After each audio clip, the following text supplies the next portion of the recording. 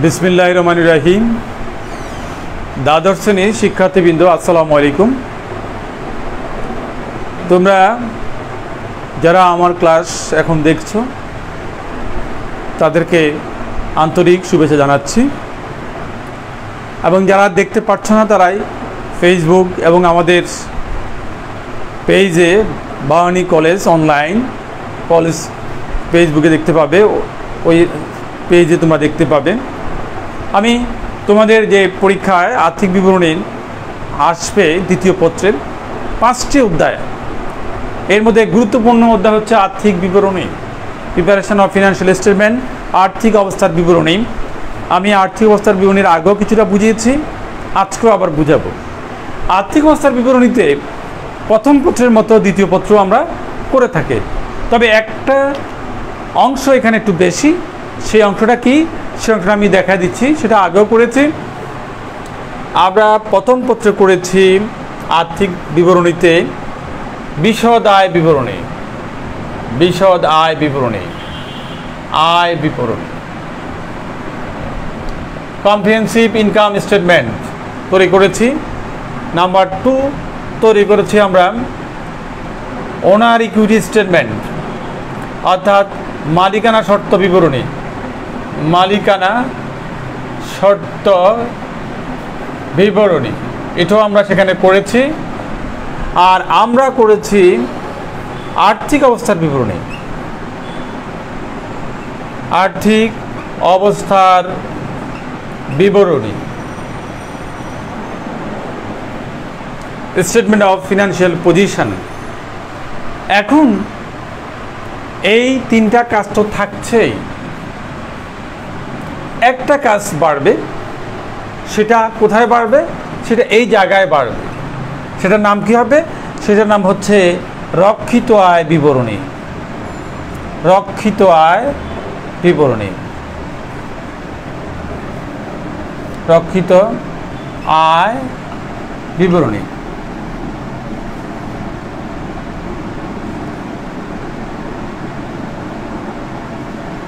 এই রক্ষিত আয় বিবরণী নামে এই কাজটা আমাদেরকে এখন এক্সট্রা করতে হবে। এটা হচ্ছে আমাদের আয় বিবরণী তৈরি করার পরে আমাদের আয় হলো, নেট লাভ হলো, নেট ক্ষতি হলো, সেটাকে আমরা এখানে বন্টন দেখাবো। অর্থাৎ এই কাজটা, এই অ্যাপ্রোপ্রিয়েশন অ্যাকাউন্ট, এটাকে profit and loss appropriation account বলা হয়, ডিস্ট্রিবিউশন অ্যাকাউন্ট বলা হয়। তারপরে আমরা এটাকে আয়টাকে ভাগ করে দেখাবো, কোথায় আয়ের অ্যালোকেশন হবে, ভাগ হবে। এইটা থাকবে, এইটা থাকবে। এখন এইটা হবে 3 নাম্বার, এটা হলো 4 নাম্বার, এটা হলো 2 নাম্বার। লক্ষ্য করো 2 এখন এখানে আসছে, তাইলে প্রথম পত্রের সাথে আমাদের এটা মিলে যাচ্ছে, এটা মিলে যাচ্ছে, এইটা মিলে যাচ্ছে। তাহলে এই বান্ডেলটা আমরা আগেও করেছি, এখন এক্সট্রা করবো শুধু এটা। তাহলে এই বান্ডেল যেহেতু আমরা আয় করেছি, সেই জন্য এটা করার আগের নিয়ম বর্তমান নিয়ম একই, তবে আর্থিক অবস্থার বিবরণী কোম্পানি আইন অনুযায়ী সাজাতে হবে, এইটুকু পার্থক্য। সম্পদ আয় দিয়ে করা হবে আগের মতোই, কিন্তু সাজাতে হবে কোম্পানি আইন অনুযায়ী, সেটাও আমরা তোমাদেরকে দেখিয়েছি। আমি একটা অঙ্কের আজকে রক্ষিত আয় বিবরণীর অংশ করাবো শুধু, সেই জন্য তথ্যগুলো এখানে প্লেস করেছি। তথ্যগুলো আমার 2 জায়গায় থাকছে, একটা হচ্ছে ট্রায়াল ব্যালেন্সে রেয়ামিল, আর এটা হচ্ছে অ্যাডজাস্টমেন্ট সমন্বয়। অর্থাৎ আমি পুরো অঙ্কটা নিই নাই, অঙ্কের একটা পার্ট নিয়েছি, আবার অঙ্কের একটা পার্ট আমি করে দেব। এটা যেহেতু করব, আমি অঙ্কের আজকে এটা করব না, এটাও নয়, এটাও নয়, এটাও নয়, আমি আজকে করব এটা। সেই জন্য এটা করতে যে যে তথ্য লাগে সেগুলোকে আমি সেট করেছি। তোমাদের জন্য নতুন হচ্ছে এই জিনিসটা, এইটা তোমরা খেয়াল করবে, এটা নতুন। এবং এটা কীভাবে করতে হয়, খুব সহজ। কিছু আইটেম যোগ হবে, 2, 3টা 4টা আইটেম যোগ হবে, 4, 5টা আইটেম বিয়োগ হবে, কমন আইটেম, তার বাইরে কোনো আইটেম থাকবে না। এই অঙ্কটা গুরুত্বপূর্ণ, কারণ এই অঙ্কটা 2টা অঙ্ক কম্পালসারি হিসাবে পরীক্ষা আসবে, আর্থিক বিবরণী আবশ্যিক হিসাবে আসবে। যেহেতু এটা আবশ্যিক অঙ্ক, সেই জন্য তোমাদেরকে এটা ভালোভাবে করতে হবে। আমি এখানে সেট করেছি যে শেয়ার মূলধন 1,80,000। এখন 1,80,000 শেয়ার মূলধন আমাদের রেওয়া মিলে আছে। নাম্বার অফ শেয়ার হচ্ছে আমাদের 12,000 শেয়ার। কত শেয়ার, কত টাকা করে, এই দিকে আমি যাচ্ছি না, কারণ আমার এইটা দরকার হচ্ছে না। আমাকে জানার যে নাম্বার অফ শেয়ার হচ্ছে 12,000 শেয়ার এবং শেয়ার মূলধন হচ্ছে 1,80,000। এটা দিয়ে ভাগ করলে বের হয়ে যাবে, কিন্তু আমার এটা এখানে দরকার হচ্ছে না। আয়কর প্রদান, আয়কর দিয়েছি, ইনকাম ট্যাক্স দিয়েছি, এটা আয় থেকে দেওয়া হয়, সেজন্য আয়কর এটা রেওয়া মিলে আছে। লভ্যাংশ প্রদান, ডিভিডেন্ড পেইড, যারা শেয়ার হোল্ডার, যারা শেয়ার কিনে তাদেরকে লভ্যাংশ দিতে হয়, লাভের অংশ দিতে হয়, এটা লভ্যাংশে প্রদান করেছি। রক্ষিত আয়, এটা 1 তারিখে, অর্থাৎ আমি যদি অঙ্কটা 2018 করি, তাহলে এই রক্ষিত আয়টা হবে 1/1/2018। জায়গার স্বল্পতা তোমরা খেয়াল করো, 2018। এইটা এই 4টা আইটেম আমার রেওয়া মিলে ছিল, আর এই 3টা আইটেম আমি সমন্বয় থেকে নিয়েছি। শেয়ার প্রতি 3 টাকা হারে, শেয়ার প্রতি কত টাকা, 3 টাকা হারে, 3 টাকা হারে লভ্যাংশ প্রদান করতে হবে। প্রস্তাবিত লভ্যাংশ বা ঘোষিত লভ্যাংশ সাধারণ সঞ্চিত তহবিলে স্থানান্তর করতে হবে 10,000 টাকা। আর চলতি সনে নিট মুনাফা আমার লাগবে, সেটা তারা অঙ্কে দিয়ে দিয়েছে, সমন্বয় দিয়েছে, সেখান থেকে আমি নিলাম এই টাকাটা। তাহলে এই আইটেমগুলো দিয়ে আমি এখন কি করব, আমি এখন আমার কাজটা করব। আমার কি কাজ, রক্ষিত আয় বিবরণী আমি কাজটা করব। রক্ষিত আয় বিবরণী আমি স্টার্ট করছি।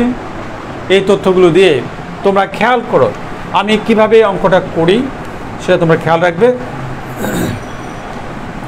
আমাদের এখানে কমন আইটেম, এই আইটেমগুলো এই রক্ষিত আয় বিবরণীতে যায়। আয়কর, সেটা আয়ের উপর দেওয়া হয়, সেজন্য আয়কর রক্ষিত আয় বিবরণীতে আসে। আর লভ্যাংশ প্রদান, সেটা রক্ষিত আয় বিবরণীতে আছে। আর অর্থাৎ মুনাফাকে দিয়ে, মুনাফার 10,000 টাকা সাধারণ সঞ্চিত তহবিলে স্থানান্তর করতে হবে। সাধারণ সঞ্চিত তহবিল সম্বন্ধে তোমরা জানো, এটা এমন একটা তহবিল, মুনাফাকে সরিয়ে এই তহবিল তৈরি করা হয়। অসুবিধার মুহূর্তে যখন কারবার অসুবিধায় পড়বে, তখন এই অর্থ দিয়ে কারবার নিজেকে চালাতে পারবে। অর্থাৎ ভবিষ্যতে অসুবিধা মোকাবেলা করার জন্য মুনাফাকে সরিয়ে যে তহবিল তৈরি করা হয় তাকে বলা হয় সাধারণ সঞ্চিত তহবিল। এটা মুনাফা হইলেই করা যায়, মুনাফা না হইলে করা যায় না। এই কাজ সবগুলো মুনাফার উপর নির্ভরশীল। যেহেতু অ্যালোকেশন অফ প্রফিট এখানে রক্ষিত আয় বিবরণী, অর্থাৎ আমার আয় বিবরণীতে যে আয় বেরোয়েছে সেটা আমি কোথায় কোথায় নিয়ে যাচ্ছি আর কি থাকছে সেটা আমি এখানে দেখাবো।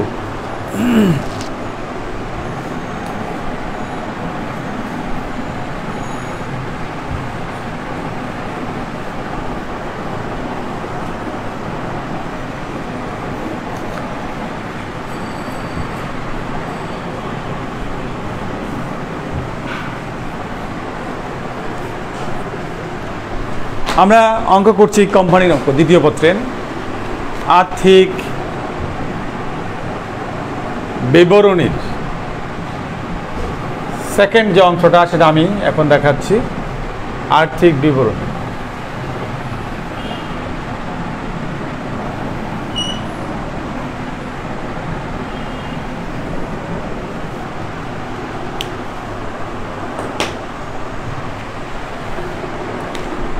প্রতিষ্ঠানের নাম লিখতে হবে রক্ষিত আয় বিবরণী, রক্ষিত আয় বিবরণী, এবং তারিখ দিব 2018 সালের 31শে ডিসেম্বর, সমাপ্ত বছরের জন্য, সমাপ্ত বছরের এইটুকু দিতে হবে তোমাদেরকে। তারিখ দিতে হবে, অ্যাকাউন্টিংয়ের তারিখ মাস্ট। কোন তারিখে হিসাব করছি সেটা না থাকলে অ্যাকাউন্টিং সঠিক বলে গণ্য হবে না। বিবরণ, কিছু আইটেম যোগ হবে, যোগ সমূহ। কি যোগ হবে? প্রথমে আমি রক্ষিত আয় বিবরণী করছি। রক্ষিত আয়ের একটা উদ্বৃত্ত আমার আছে এখানে, সেটা নিয়ে শুরু করব। ব্যালেন্স বিডিটা রক্ষিত আয়ের উদ্বৃত্ত, রক্ষিত আয়ের উদ্বৃত্ত 1/1/18 রক্ষিত আয়ের উদ্বৃত্ত। রক্ষিত আয়ের উদ্বৃত্ত অঙ্কে দেওয়া আছে 60,000 টাকা। আমি এখানে লিখব 60,000।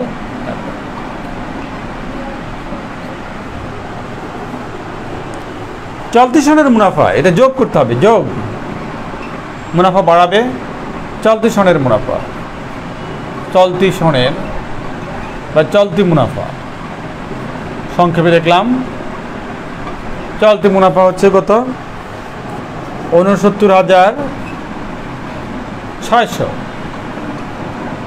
তাহলে টোটাল যোগের আইটেম এখানে দুটা হলো 1,29,600। এবার বিয়োগ বা বাদ, আমরা বাদ দেব। এর থেকে বাদ যাবে কি, বাদ যাবে লভ্যাংশ প্রদান করলে সেটা বাদ যাবে, লভ্যাংশ প্রদান, লভ্যাংশ প্রদান। এই লভ্যাংশ প্রদান করেছি আমি, অঙ্কে দেওয়া আছে 20,000 টাকা। আবার ঘোষিত লভ্যাংশ বা প্রস্তাবিত লভ্যাংশ, ঘোষিত লভ্যাংশ এটা কত হলো, আমার নাম্বার অফ শেয়ার হচ্ছে 12,000, প্রতি শেয়ারে 3 টাকা করে, তাইলে 3 12 36,000 টাকা। এটা আমি পেয়ে গেলাম সহজে। এরপরে আয়কর, আয়কর দিতে হবে আমাকে, আয়কর আমরা দিয়ে দিয়েছি। আয়কর, আয়কর কত, আয়কর 6,000।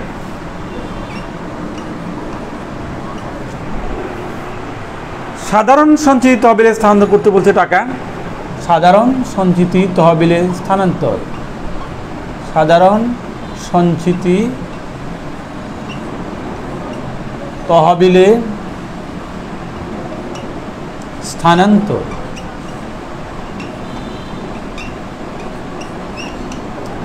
সাধারণ সঞ্চিত তহবিলে স্থানান্তর করতে বলছে আমাদেরকে 10,000 টাকা নির্দিষ্ট করে দিয়ে দিয়েছে, আমাদের আর বের করতে হচ্ছে না।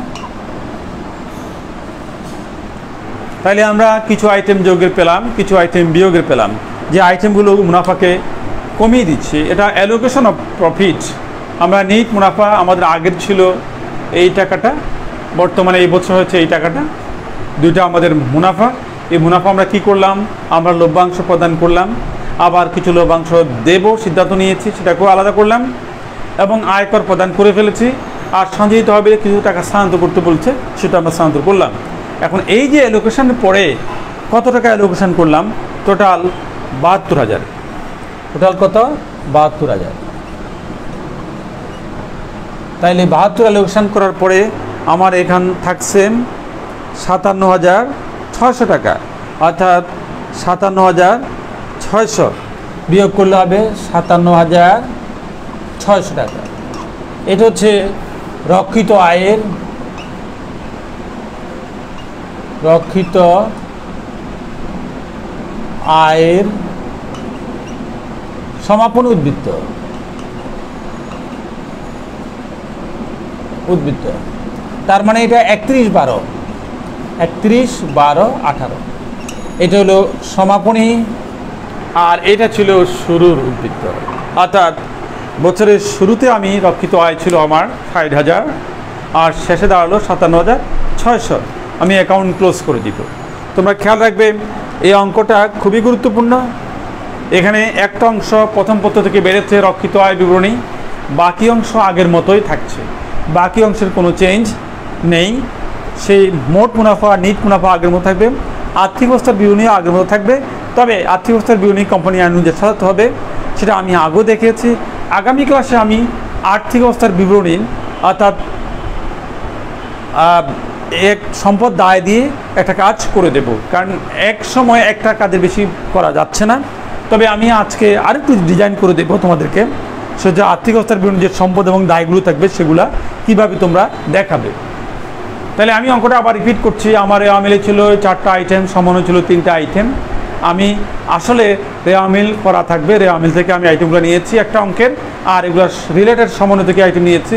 যেহেতু আমি এই কাজটা করব, এটার সাথে জড়িত আইটেমগুলো এনেছি, অন্য আইটেমগুলো আনি নাই। পূর্ণাঙ্গ অঙ্ক কিন্তু একটা রেওয়ামিল থাকবে আর সমন্বয় থাকবে, সেখান থেকে তোমরা পূর্ণাঙ্গ কাজ করবে। কিন্তু যেহেতু আমরা পার্ট বাই পার্ট করাচ্ছি, সেই জন্য আমরা ছোটো ছোটো অংশ নিয়ে আসছি, আমাদের বোর্ডে জায়গাও স্বল্প, সেই জন্য এটা আমরা এই কাজ করছি। 4টা আইটেম কি? শেয়ার মূলধন দরকার ছিল, আয়কর, লভ্যাংশ প্রদান, রক্ষিত আয়ের উদ্বৃত্ত ছিল এবং শুরুর, এইগুলো রেওয়ামিলে ছিল, ট্রায়াল ব্যালেন্সে ছিল। আর সমন্বয় রিলেটেড ছিল, শেয়ার প্রতি 3 টাকা হারে লভ্যাংশ দিতে বলছে, সঞ্চিত তহবিলে স্থানান্তর করতে বলছে 10,000 টাকা, এবং চলতি সনের নিট মুনাফা আমাকে দিয়ে দিয়েছে তারা 69,600 টাকা। এইটা আমি আয় বিবরণী করে পেতাম, এরা তো আমাকে হাতে দিয়ে দিয়েছে। এখন আমি কাজ শুরু করলাম। আমার যোগের আইটেম ছিল 2টা, বিয়োগের আইটেম হচ্ছে 4টা। তাইলে যোগের আইটেম 2টা, বিয়োগের আইটেম 4টা। এখন যোগের আইটেম কি ছিল? রক্ষিত আয়ের উদ্বৃত্ত, আগের 14 সনের মুনাফা, অর্থাৎ মুনাফা জাতীয় আইটেমগুলোকে, যে আইটেম মুনাফা বাড়াবে সেগুলো যোগ হবে। আর আমি কি করেছি? প্রদান করেছি লভ্যাংশ, আমি লভ্যাংশ ঘোষণা করেছি, সেটা লিখেছি।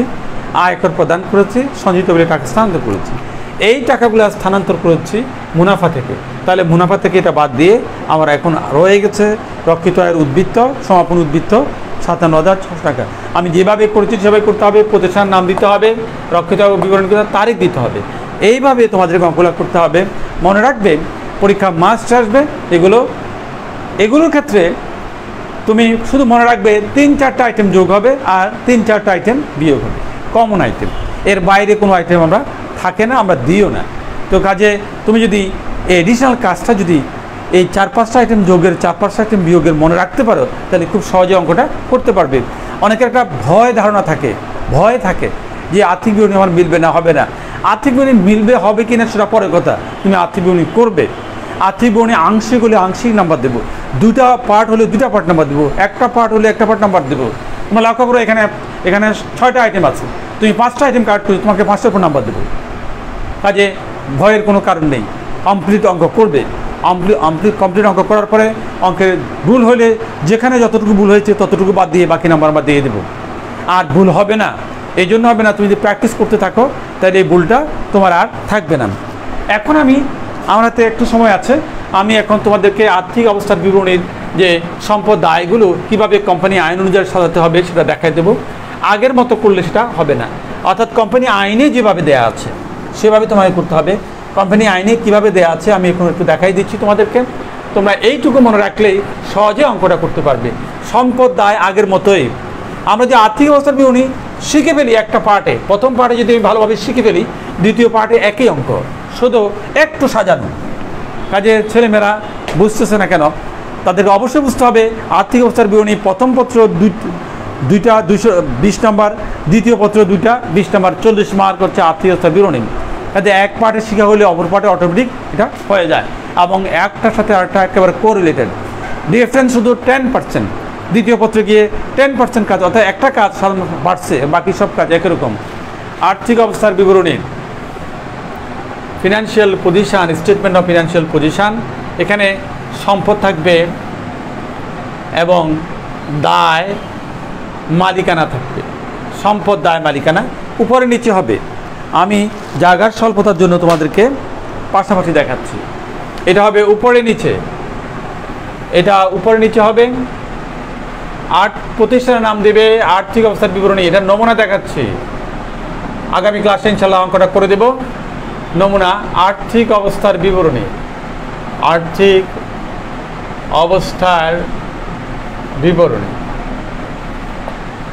টাকা টাকা। আসলে আমি পাশাপাশি রাখছি এই জন্য তোমাদেরকে বোঝানোর জন্য, বাস্তবে কিন্তু নিচে নিচে উপরে নিচে হবে। প্রথমে সম্পদগুলো, এখানে সম্পদগুলো কি? 1 নম্বর হচ্ছে স্থায়ী সম্পদ, যে সমস্ত স্থায়ী সম্পদগুলো আছে সেগুলোকে 1 নম্বরে আনতে হবে। 2 নম্বর হচ্ছে বিনিয়োগ। বিনিয়োগ 2 রকম হতে পারে। এটা ক স্বল্প মেয়াদি,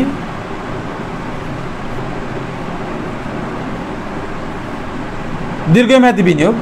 অবশ্য এখানে সেভাবে না আনাই ভালো।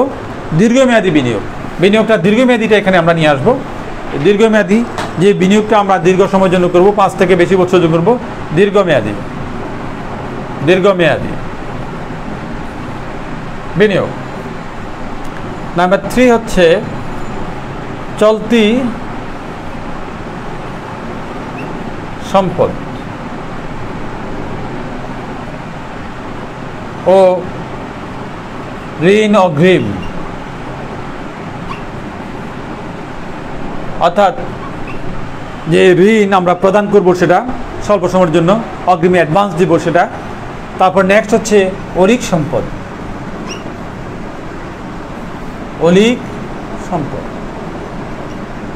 এই অলিক সম্পদ কয়েকটা থাকবে, তাইলে বিনিয়োগ আনলাম, চলতি সম্পদ আগামগুলো আনলাম, আর অলিক সম্পদ আনলাম। অলিক সম্পদ যদি কয়েকটা থাকে, যে সম্পদ নয়, সম্পদ রূপে কল্পনা করা হয় তাকে বলে অলিক সম্পদ বা কাল্পনিক সম্পদ, ইংরেজি হচ্ছে ফিকটিশিয়াস অ্যাসেট। এই সম্পদগুলো সম্পদ নয়, সম্পদ রূপে কল্পনা করে এখানে লিখে রাখা হয়। সেটা কি হতে পারে? প্রাথমিক খরচ, কোম্পানি গঠন করতে প্রাথমিক যে খরচ হয়, শেয়ার অবহার, শেয়ার দালালের দস্তুরি, লাভ লোকসান বা রক্ষিত আয় করার পরে যদি আমাদের নিট ক্ষতি হয় সেটাও কিন্তু আমরা এখানে দেখাতে পারি। অর্থাৎ যে আইটেমগুলো সম্পদ নয়, সম্পদ রূপে কল্পনা করা হয় এবং পরবর্তী পর্যায়ে মুনাফা থেকে এটাকে কেটে নিঃশেষ করে দেওয়া হয়, সেটাকে অলিক সম্পদ বা কাল্পনিক সম্পদ বলা হয়। কাল্পনিক সম্পদ থাকলে এখানে আনতে হবে। অর্থাৎ তোমরা দেখতে পাচ্ছ এখানে 4টা আইটেম সম্পদ সাইডে, দায়ের সাইডেও দায় মালিকানা। এখানেও কিন্তু 4টা আইটেম। 1 শেয়ার মূলধন, এখানে শেয়ার মূলধন, আমরা শেয়ার মূলধন এখানে নিয়ে আসবো। 2 সঞ্চিতি ও উদ্বৃত্ত সমূহ এখানে আনবো। নাম্বার 3 হচ্ছে চলতি দায় ও ভবিষ্যৎ ব্যবস্থা, ভবিষ্যতের জন্য কোনো যদি ব্যবস্থা করে থাকি, ব্যবস্থা। নাম্বার 4 হচ্ছে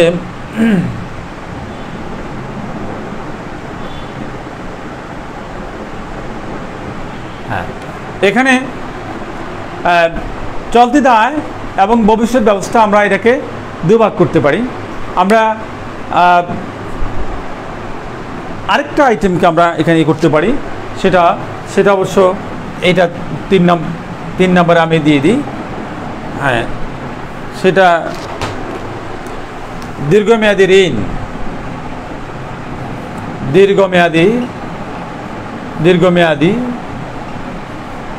ঋণ, এটা 3 নম্বর। 4 নম্বর হচ্ছে চলতি দায় ও ভবিষ্যৎ